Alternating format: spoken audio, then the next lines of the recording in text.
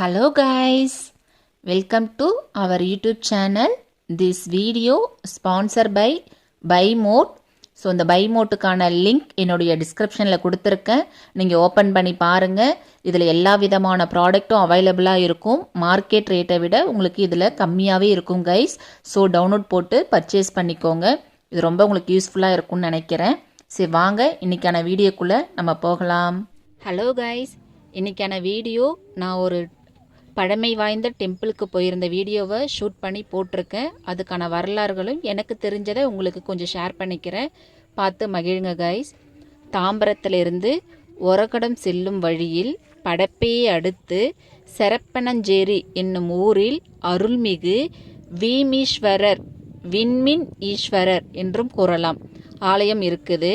அது 2000 ஆண்டுகளுக்கு முன்பு பழமை வாய்ந்த ஆலயமாக கருதப்படுகிறது.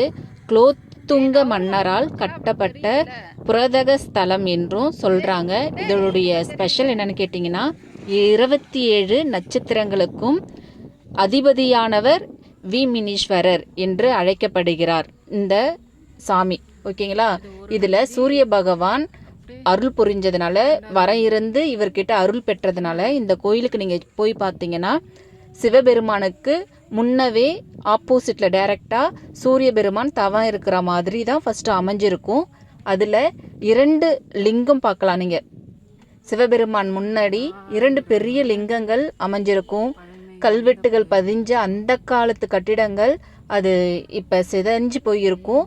இருந்தாலுமே உள்ளே நீங்கள் சாமியை பார்க்கும் போது அவ்வளோ அழகாக இருக்கும் கைஸ். நீங்கள் போய் செக் பண்ணி பாருங்கள். உங்களுக்கு டைம் இருந்துச்சுன்னா போய் பாருங்கள். நான் போனதை ஷூட் பண்ணி உங்களுக்காக அப்லோட் பண்ணியிருக்கேன். பார்த்து என்ஜாய் பண்ணுங்க கைஸ்.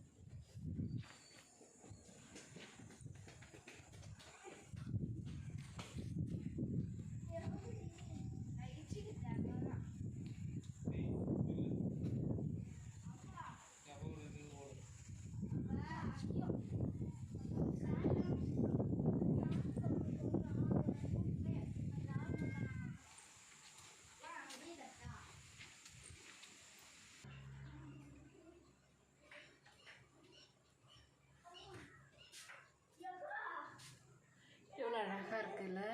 ஆமாம், கருப்பாக இருக்கு. ஆனால் ஃபோனில் பாருங்க இருக்கு. நான் சொல்கிறேன்.